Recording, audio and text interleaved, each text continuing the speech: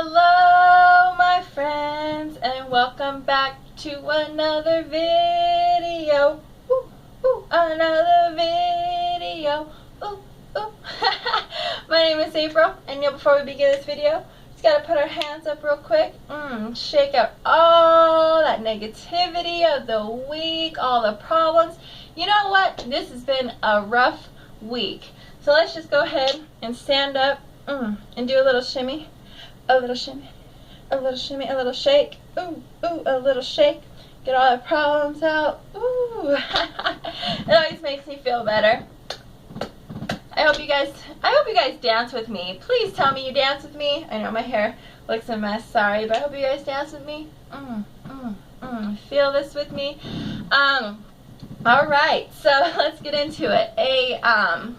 A couple videos ago, yes, my Be Happy Part 2, I spoke briefly about my molestation story, and I got some feedback from that. So, because I got feedback, I decided to do my own, my own molestation story, actually talking about it and how I was able to overcome it. So, yeah, let's get into it. So my stepdad, I was molested by my stepdad. Him and my mom got together when I was 6, about the same day that about the same day that my mom and dad split up. My stepdad was amazing at first, even though I did not like him. He taught me how to read, how to write. He gave me my first 3 meals of the day. So he was a good father figure to me at that time. When I was 10 years old, shortly after my father passed, he asked me to stay home one day, and he had me go into the closet and take off my clothes. He asked me to take off my clothes, and I told him, well, I don't have anything underneath, you know. And he said, okay, well, just leave your clothes on, but get on the bed. So he had me get on the bed, and you know, I had my big shirt on and things like that. But you know, he looked at me, and you know, this went on for from what I can remember, 3 times. I don't know. I remember waking up sometimes and him just being in my room, sitting on the edge of my bed looking at me. I remember having extremely bad nightmares, to the point where I would not want to sleep. So I don't know if in my mind more than 3 times happened, you know, in actuality. But I know that I can only remember 3, and I kind of want to leave it. I want to leave it at the 3. But so it happened to me twice before I actually told my mom. And he was telling me, your mom won't believe you. You know, whatever you do, your mom's not going to believe you. So, and you know, I'll kill you, you know, the usual stuff that they say. And so one day he went to Jack in the Box, and I was doing my homework, and I was crying because I got an answer wrong, and I started begging my mom, and I said that word wrong, begging, pleading with my mom to not tell him that I got the answer wrong, to just let me erase it. And it turned out that she was like, well, you're acting like if he's going to beat you or something. And I said, Mom, he's been touching me. He has been touching me. He goes into my room. I have to stay home from school times. You know, like, he's been touching me. And she got really angry. And then he gets back home. Sorry, I'm stuttering. I'm getting kind of nervous thinking about it.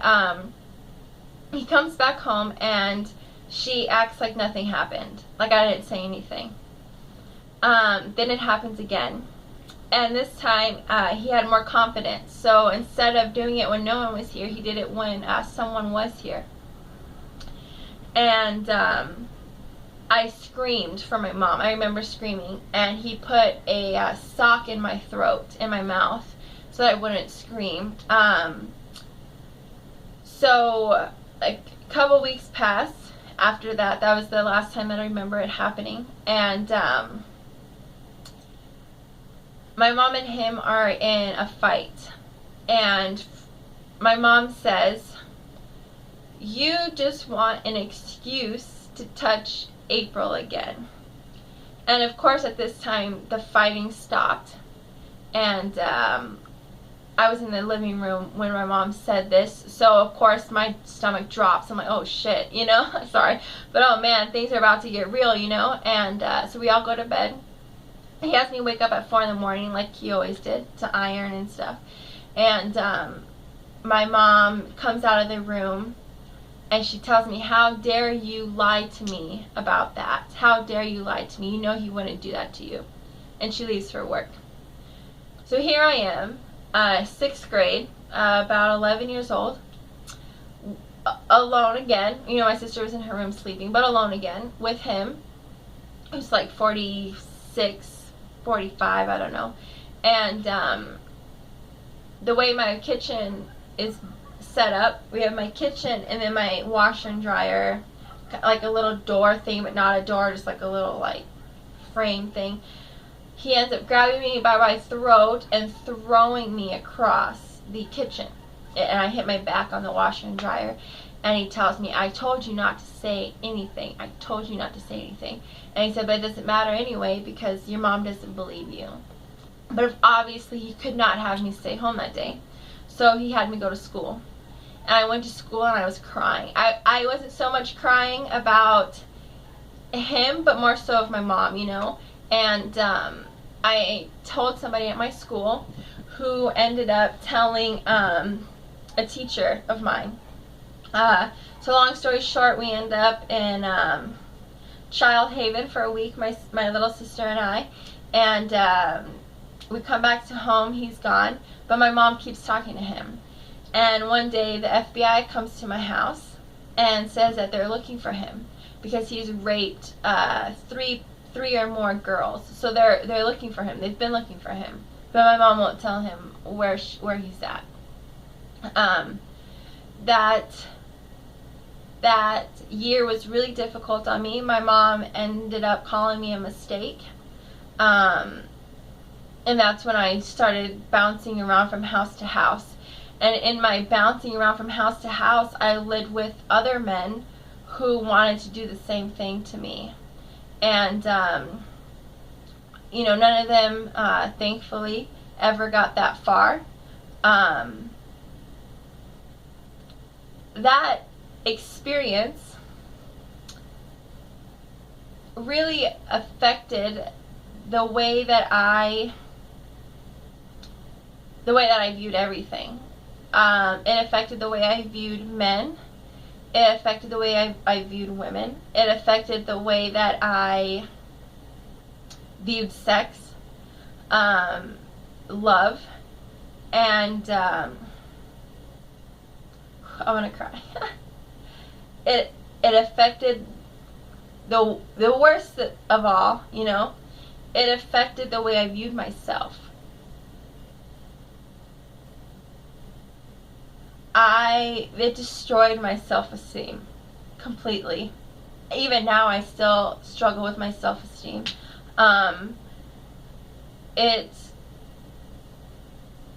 I thought that is how I was supposed to be treated. I thought that's what love was getting abused mentally and physically and everything else. And you know, I got into some really bad relationships, you know, and I did some bad things to myself, you know, because I didn't love myself properly.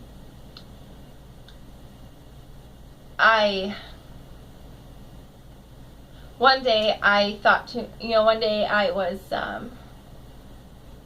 was in church, and sorry, I'm not a very religious person. As far as like going to church and everything, I am spiritual, you know, I believe in God and energies and things like that. And one day I was in church, and the preacher, the pastor, whatever, he says,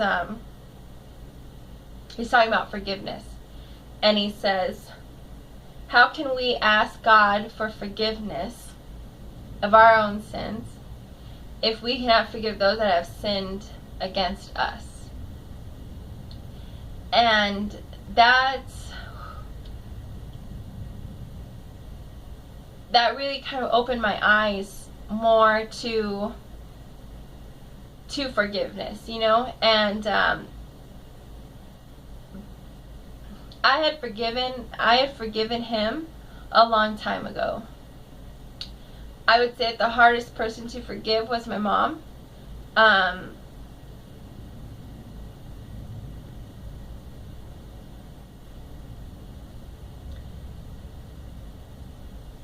The thing that I had to do was to realize that my mom and my stepdad, are both human. And even though what my stepdad did to me was horrible, and there's no excuse for it, there's something that happened to him to make him do that, you know? Just like what he did to me affected the things that I did. And the things that happened to my mom in her past affected how she reacted to the situation. And because they let the problems of their past and their pain in their past affect them, I was looking at myself like, I cannot, sorry, I'm like pounding, I'm gonna cry right now. I cannot let the pain that I felt affect who I was. Because what they did, they were letting their pain and their past control them and their actions.